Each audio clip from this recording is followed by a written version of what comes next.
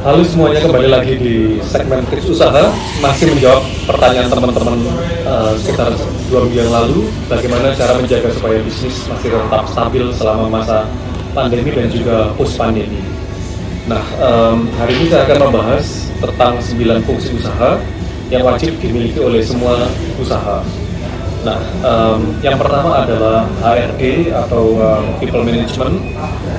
Fungsi ini tentunya dilakukan untuk penggajian, untuk performance review, untuk rekrutmen, kebutuhan budgeting untuk karyawan, bonus akhir tahun, seperti kayak sekarang untuk THR, itu semua.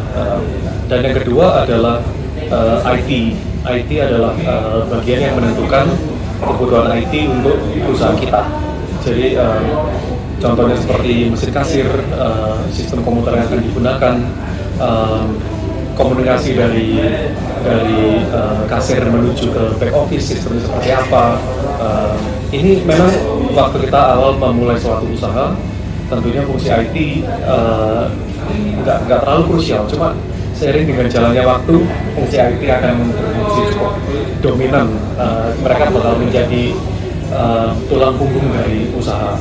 Karena dengan berkembangnya suatu usaha, tentunya penambahan cabang, penambahan divisi dari usaha, dan semuanya perlu dimonitor di satu sistem. Bagaimana cara pemilihan sistemnya, bagaimana cara menentukan sistem seperti apa, sistem email, website, semua nanti bakal masuk di sana.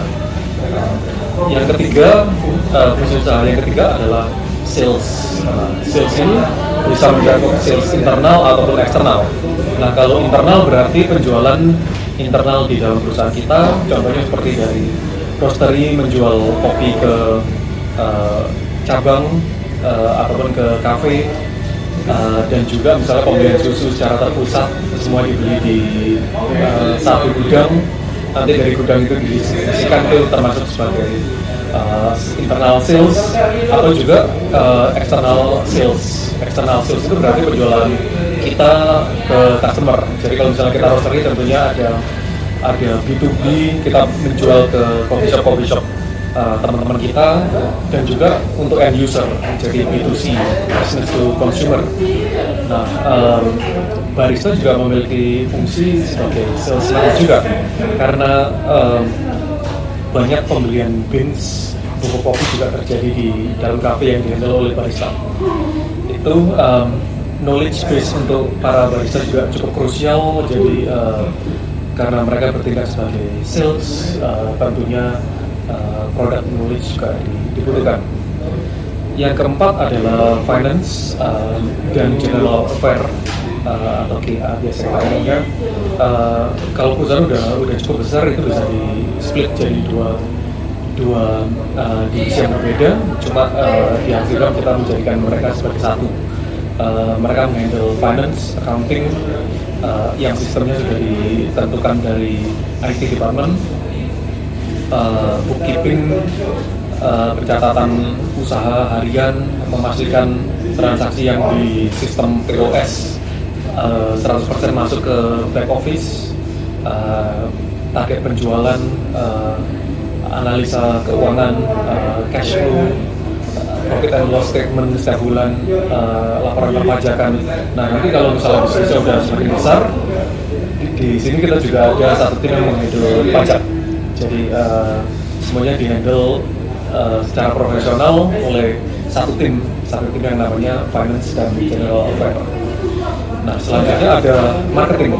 Nah, buat teman-teman, marketing itu sebenarnya berbeda dari sales. Marketing lebih ke mengundang customer masuk ke cafe ataupun online store kita, sedangkan sales adalah tindakan untuk meng-closing transaksi keuangan terjadi di sales. Di marketing kita spend uang, kadang ada dari mulut ke mulut juga marketingnya, ada biaya dan tidak ada biaya juga. Jadi sales dan marketing idealnya dijalankan dari dua divisi yang berbeda. Cuma bagi teman-teman yang mau mulai usaha, sales dan marketing bisa dari satu tim. Selanjutnya ada branding. Di era sosial media yang sistem pemilihan sosial media yang berbagai macam untuk saat ini, fungsi branding juga krusial. Semakin dipercaya suatu brand, semakin mudah kita memperkenalkan produk-produk yang ingin kita pasarkan, semakin mudah juga terjadi closing. Jadi semakin kuat suatu brand, tentunya value perusahaan itu juga ikut meningkat seiring dengan meningkatnya penjualan internal ataupun eksternal. Selanjutnya ada supply chain. Supply chain ini baru kira-kira 10 tahun terakhir cukup familiar nama supply chain. Sebelumnya ada di dalam supply chain itu sebenarnya ada inti dari supply chain kan adalah mata rantai dari supplier hingga ke customer end user. Nah di dalam itu ada pembelian, ada quality check, jadi barang masuk kualitasnya dicek, ada produksi di dalamnya, ada customer service untuk menghandle orderan internal ataupun eksternal, ada jasa pengiriman ataupun jasa pengiriman internal, dan jujur supply chain masih bisa dipecah lebih dalam lagi. Mungkin nanti kita ada untuk zero carbon, jadi mereka ada divisinya di dalam sana.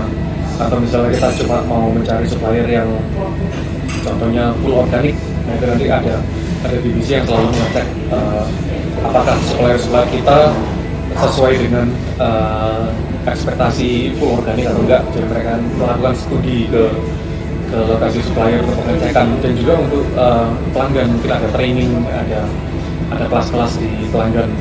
Itu juga divisi di supply chain. Selanjutnya fungsi ke-8 adalah legal hukum. Salah satu fungsi krusial yang teman-teman sering lupakan, termasuk kita di Amsterdam juga waktu awal pendidikan, itu juga kita lupa, kita nggak menaruh titik berat terhadap fungsi daripada legal ini. Di legal ini juga ada merek, ada pendaftaran usaha. Apabila dijadikan franchise berarti itu izinnya, apabila punya coffee shop berarti punya izin lokasi, punya surat izin usaha, ada NIB yang mungkin sekarang ada akta pendirian, ada macam-macam. Jadi semua dihandle dari sana, dan untuk kemungkinan suatu saat sebagai usaha kita juga mungkin merek kita di copy sama orang lain, atau disu sama brand yang sudah ada karena kita secara tidak sengaja menggunakan brand mereka. Jadi ini satu divisi yang memang untuk saat ini menghabiskan biaya, tapi suatu saat akan menyelamatkan kita. Nah selanjutnya ada yang terakhir adalah fungsi dari audit. Audit ini untuk memastikan bahwa semua transaksi sesuai dengan yang dicatat, pembukuan sesuai dengan yang dicatat dan dilaporkan oleh finance, proses-proses SOP yang dijalankan oleh setiap divisi sesuai dengan standarnya dan tidak ada yang dilewatkan, atau juga apakah SOP tersebut berfungsi atau enggak, itu semua mesti dipastikan di sana.